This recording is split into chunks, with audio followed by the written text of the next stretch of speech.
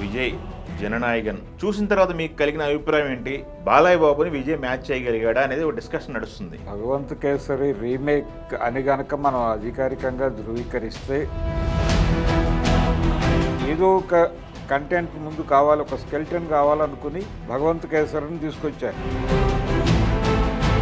దానివల్ల ఏమైందంటే అసలు మెయిన్ కథకి చాలా డీవియేషన్ అయిపోయింది. ఆంధ్రప్రదేశ్ రాజకీయాల్లో చిన్న కన్ఫ్యూజన్ క్రియేట్ చేసే పద్ధతిలో పెట్టారు. వీళ్ళు చెప్పిన పద్ధతి కంటే కూడా ఇంకొంచెం బెటర్ వేలో చెప్పడానికి అవకాశం ఉంది, ఒరిజినల్ కథలోనే ఉంది. దానికి అవకాశం ఉన్న స్క్రిప్ట్ని ఎన్నుకోవడంలో వీళ్ళు సక్సెస్ అయ్యారు, కానీ దాన్ని వినియోగించుకోవడంలో కన్ఫ్యూజ్ అయ్యారు. బాలకృష్ణ గారితో జనరేట్ అయినటువంటి అది విజయ్తో ఆ సీన్ వర్కౌట్ అవ్వాలి. కంటెంట్లోనే గందరగోళం ఉన్నప్పుడు ఇవి ఎన్ని అందినా కానీ ఇవేవి నిలబెట్టవలసింది. భరద్వాజ గారు, విజయ్ జననాయకన్ తెలుగులో జననాయకుడు ఆ సినిమా మనం చూసి వచ్చాము. రిలీజ్కి ముందు సినిమా జరుగుతున్నప్పుడు భగవంత్ కేసరి రీమేక్ అని చెప్పేసి చాలా నడిచినాయి. నిన్న అనిల్ ఇంటర్వ్యూ కూడా కొన్ని సీన్లు వాడుకుంటామని చెప్పారని చెప్పాడు. చూసిన తర్వాత మీకు కలిగిన అభిప్రాయం ఏంటి? అది భగవంత్ కేసరి రీమేక్ అయినా లేకపోతే బాలయ్య బాబుని విజయ్ మ్యాచ్ చేయగలిగాడా అనేది ఒక డిస్కషన్ నడుస్తుంది. అంటే భగవంత్ కేసరి రీమేక్ అని గనక మనం అధికారికంగా ధృవీకరిస్తే అప్పుడు బాలయ్యని మ్యాచ్ చేశాడా లేదా అనే చర్చ వస్తుంది. కాకపోతే దీనిలో అక్కడ శ్రీలీల బాలకృష్ణ మధ్య ట్రాక్ని యాజ్ ఇట్ ఈజ్గా తీసుకున్నారు. తీసుకుని సీన్ టు సీన్ వాడేశారు. అది అందులో పెద్ద మార్పులు ఏమి పెట్టుకోలేదు. అయితే విలన్ ట్రాక్ వీళ్ళు విడిగా ఆర్గనైజ్ చేసుకున్నారు. అంటే వ్యూహం కూడా అదే.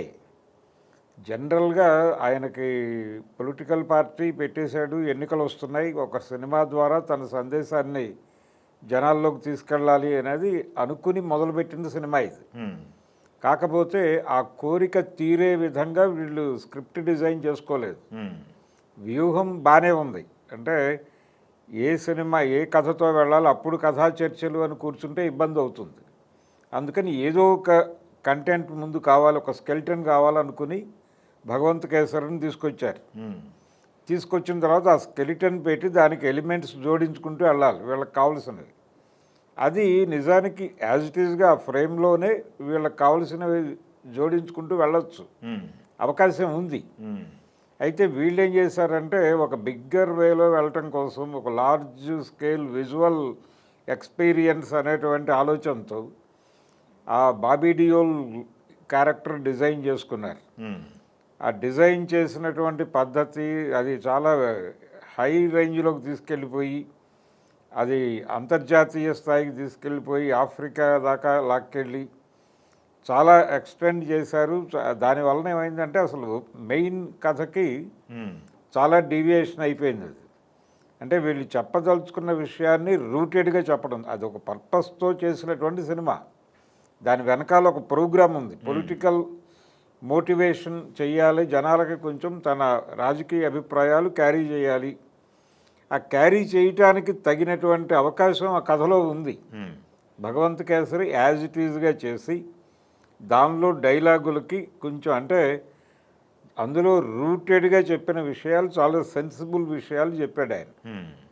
ఏది భగవంత్ కేసరి సినిమా మేకింగ్లో అనిల్ రావిపూడి ఇతర రచయితలు కలిసి బాలకృష్ణ గారిని ఆయన ఇమేజ్కి ఇబ్బంది కలగకుండా ఒక అంటే అందరూ ప్రజలు మెచ్చుకునేలాంటి ఒక కథ చేయాలి అనుకున్నాడు. ఒక హంబుల్గాను జెంటిల్గాను ఉండే నేరేటివ్లో వెళ్ళాలి అని అనుకున్నారు. అనుకుని చాలా సెన్సిబుల్గా డిజైన్ చేసినటువంటి స్క్రిప్ట్ అది. దాంట్లో మీరు అడపాదడప ఆ క్యారెక్టర్లో కొంచెం లిబర్టీ తీసుకొని పొలిటికల్ సటైర్ చేయటానికి కావలసిన అవకాశం కూడా ఉండింది. ఈ గోల్ అంతా అక్కర్లేదు. ఈ ట్రాకే కొంచెం మిస్ మ్యాచ్ అయింది ఒక రకంగా. ఒరిజినల్ స్క్రిప్ట్కి ఫిట్ కాలేదు. దీనిలో చాలా కాన్స్పిరసీలు తొడిగారు. ఆ కాన్స్పిరసీలో ఒక ఐపీఎస్ని ఒక ఐఏఎస్ని కూడా ఇరికించారు. అలాగే ఒక పొలిటీషియన్ క్యారెక్టర్ ఒకటి తీసుకొచ్చారు సీరియస్గా. ఆ పొలిటీషియన్ క్యారెక్టర్కి పెట్టినటువంటి పేరు, ఉమ్. ఆ పేరు కొంచెం ఆంధ్రప్రదేశ్ రాజకీయాల్లో చిన్న కన్ఫ్యూజన్ క్రియేట్ చేసే పద్ధతిలో పెట్టారు. ఫస్ట్ అసలు క్యారెక్టర్ని చూపించకుండా ఆ పేరు చెప్పేసరికి ఫిమేల్ లీడ్ ఏమో ఏది వాడేశారు ఎక్స్ మినిస్టర్ అనుకున్నాను. అనుకున్నారు కానీ అదేం కాదు. ప్రకాష్ రాజు గారితో చేయించినటువంటి క్యారెక్టర్కి వీళ్ళు పెట్టిన పేరు రోజా రంగస్వామి అని. రోజా రంగస్వామి.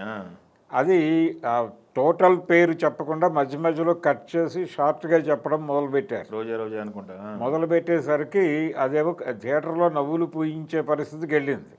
అక్కడేమో విలన్ క్యారెక్టర్. అదే ఆ క్యారెక్టర్ మీద వీళ్ళు మాట్లాడిన సటైర్లు కొంత ఇక్కడ కూడా వర్కౌట్ అయినాయి. అంటే తమిళనాడు రాజకీయాల్లో వాళ్ళు ఎవరినో టార్గెట్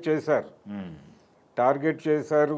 మతవాద వ్యవహారాలు జరుగుతున్నాయి, మతం పేరుతో ఇక్కడ కొంతమందిని ఎమోషనలైజ్ చేసి రాజకీయాలకు వాడుకుంటున్నారు, ఆ విషయాలు మాట్లాడాడు. అవును, చాలా.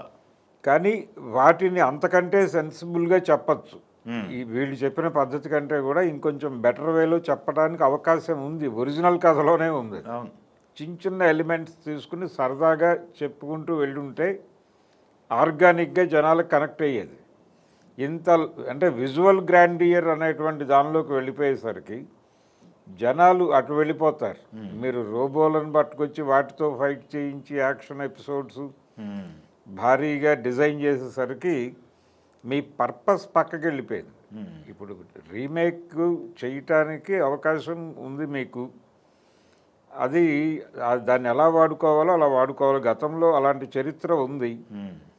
ఇప్పుడు రామారావు గారు లావారిస్ అనేటువంటి కథ తీసుకుని ఆదేశం అనే టైటిల్తో సినిమా చేశారు. వాళ్ళు ఒరిజినల్ కథని డిస్టర్బ్ చేయకుండా వీళ్ళ పద్ధతిలో వీళ్ళ పొలిటికల్ పర్పస్ నెరవేరేలాగా కొన్ని సన్నివేశాలని మార్చుకుని అలా కొనసాగారు. ప్రధానంగా ఆయన రాజకీయ ఉపన్యాసాలు, రాజకీయ అభిప్రాయాలు చెప్పడం కోసమే స్క్రిప్ట్ వాడుకున్నాడు. అంతకు మించి ఇంకేమీ చేయలేదు దాన్ని. అది వెళ్ళిపోయింది జనంలోకి. అది కదా మీరు చేయవలసింది. అది మానేసి దానికి అవకాశం ఉన్న స్క్రిప్ట్ని ఎన్నుకోవటంలో వీళ్ళు సక్సెస్ అయ్యారు కానీ దాన్ని వినియోగించుకోవటంలో కన్ఫ్యూజ్ అయ్యారు. ఓకే. ఆ కన్ఫ్యూజన్లో వీళ్ళు రాసుకున్నటువంటి సొంత ట్రాకులన్నీ కూడా మిస్ మ్యాచ్ అయినాయి, గందరగోళం అయింది. దాంతోపాటు రకరకాల ఇన్ఫ్లుయెన్సులు. అంటే మీరు సీరియస్గా దాని మీద డిపెండ్ అయ్యి ఒక యాక్షన్ సినిమా చేసుకోదలుచుకుంటే ఆ గోల వేరు. మీరు జననాయకుడు అని టైటిల్ పెట్టి అక్కడేమో మీరు పోలీస్ క్యారెక్టర్ చేసి ఆ క్యారెక్టర్కి అనవసరమైన లీడ్లు ఇచ్చేసి అంటే 2-3 కథల్ని మిక్స్ చేసినట్టుగా అనిపించింది. ఇప్పుడు అందులో ఒరిజినల్లో లేనటువంటి కంటెంట్ చాలా తీసుకొచ్చారు దీనిలోకి. పర్టికులర్గా అదంతా సెకండ్ హాఫ్లో మోహరించారు. దాంతో సెకండ్ హాఫ్ చాలా లెంగ్దీగాను, చాలా డిస్టర్బ్డ్గాను, ఇబ్బందికరంగాను నడిచింది. ఓకే. అంటే హెవీగా ఉంది. ఆ హెవీనెస్ అనేది రకరకాల అంశాలు పట్టుకురావడంతో క్లమ్జీగా అయిపోయింది. అదొక గందరగోళం అయితే అంటే ఒకదానిలో నుంచి ఒక దానిలోకి ట్రావెల్ అవ్వాలి కదా ఆడియన్స్. ఆ ట్రావెల్ అవటం అనేది ఇబ్బంది. అంతిమంగా బయటకు వచ్చేటప్పుడు మీకు ఎలా అనిపించింది సినిమా అంటే ఏదో తీశారండి, మేమైతే ఏదో చూసామండి అనే చెప్పే పరిస్థితికి తీసుకొచ్చారు. ఇది ప్రాపర్ డిష్ కాదు. ఓకే. అందుకని అంటే ఇప్పుడు మనకి భగవంత్ కేసరి మనం చూస్తున్నాము.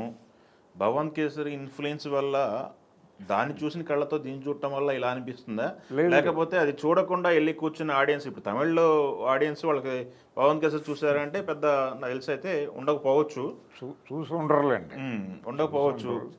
దానివల్ల లేదు తమిళ కేసరి చూడని ప్రేక్షకులకు కూడా ఇది సహనానికి పరీక్ష. ఓకే.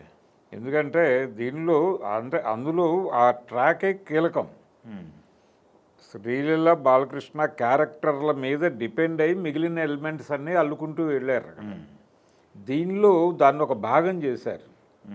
ఆ భాగం చేయటంతో మధ్య మధ్యలో మీకు సెకండ్ హాఫ్ వచ్చేసరికి చాలాసేపు ఆ క్యారెక్టర్ రాదు. అవును. ఈ ఫ్లాష్ బ్యాక్ వెళ్ళిపోయి ఏమైంది ఇది వదిలిపెట్టేశారా ఫస్ట్ హాఫ్తోనే ఈ స్కెల్టన్ని అని అనుమానం వచ్చే లెవెల్కి వెళ్ళి సడన్గా మళ్ళీ హడావిడిగా చివరిలో పట్టుకొచ్చేసి ప్రీ క్లైమాక్స్ నుంచి దాన్ని రైజ్ చేసి అక్కడ చెప్పిన విషయాలన్నింటినీ ప్రీ క్లైమాక్స్లో హడావిడిగా నడిపాడు. అంటే భగవంత్ కేసరి సెకండ్ హాఫ్ మొత్తాన్ని ఒక 10 మినిట్స్కి కుదించి అలా నడుపుకుంటూ వెళ్ళిపోయాడు. ఓకే. దీంతో ఏమవుతుంది, దాని కంప్లీట్నెస్ రాలేదు. వీళ్ళు మధ్యలో అతికినటువంటి ట్రాకుల్లో కూడా పాత సినిమాల పోలికలు ఉన్నాయి. ఆల్రెడీ ఇంతకుముందు అనేక సినిమాల్లో చూసేసిన ట్రాక్స్ వాడారు. దాంతో ఏముంది దీనిలో కొత్తగా చెప్పింది ఏమిటి వీళ్ళు అనేది విషయం. ఓకే, విజయ్ ఫ్యాన్స్ విజయ్ని సెలబ్రేట్ చేసుకోవాలి అని థియేటర్కి వెళ్ళిన వాళ్ళకి పరిస్థితి ఏంటి అనేది కూడా ఒకటి.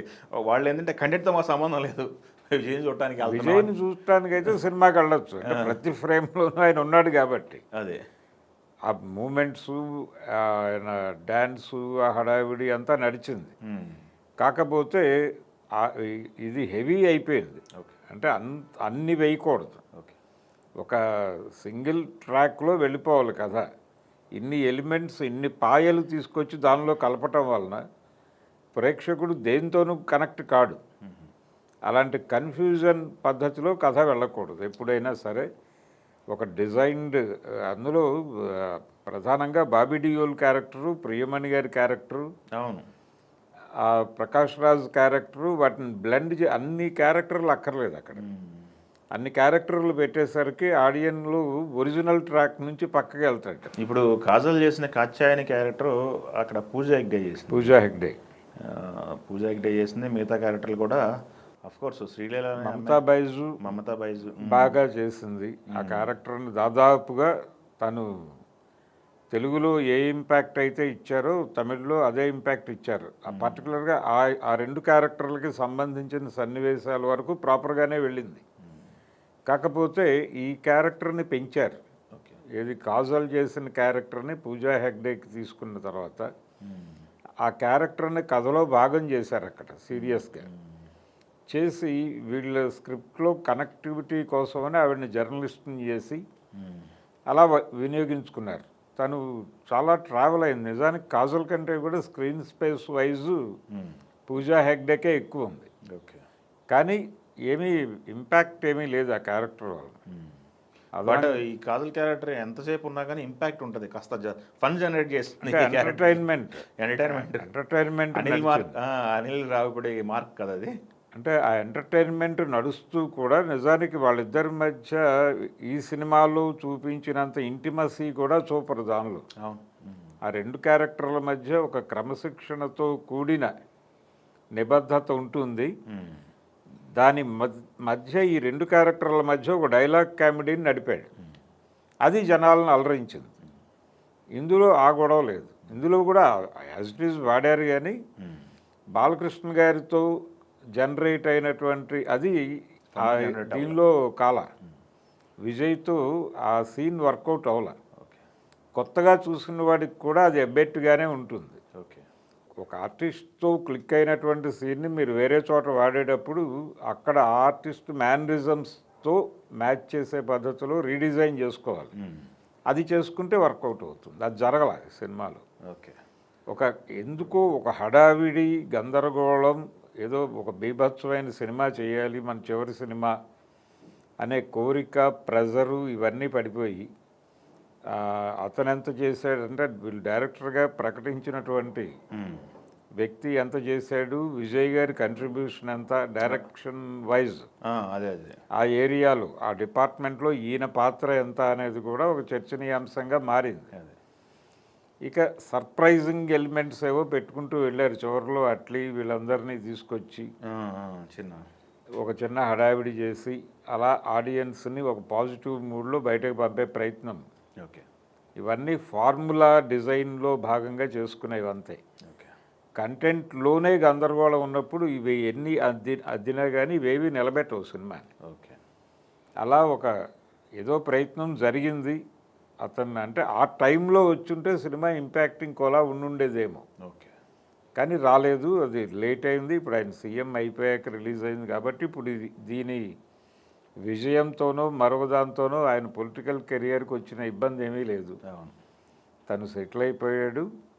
ఇలా ముఖ్యమంత్రి అయిన తర్వాత సినిమా రిలీజ్ అవ్వటం అనేది కూడా మనం ఇక్కడ చూసాం ఆంధ్రప్రదేశ్ రాజకీయ చరిత్రలో పోతులూరు వీరబ్రహ్మేంద్ర స్వామి చరిత్ర, రామారావు గారికి. అది కూడా అలా ఇరుక్కుని ఆయన ముఖ్యమంత్రి అయిన తర్వాత రిలీజ్ అయింది. ఓకే. సో అవి రెండు పెద్ద హిట్స్, నా దేశమును అది. అదే ఈ సినిమా ఆ లెవెల్ సక్సెస్ ఇచ్చే పరిస్థితి అయితే నాకు కనబడలేదు, ఓకే. ఈవెన్ తమిళనాడులో కూడా. చూద్దాం. Okay, thank you. ఝన్ ఝన్ ఝన్ తెలుగు వన్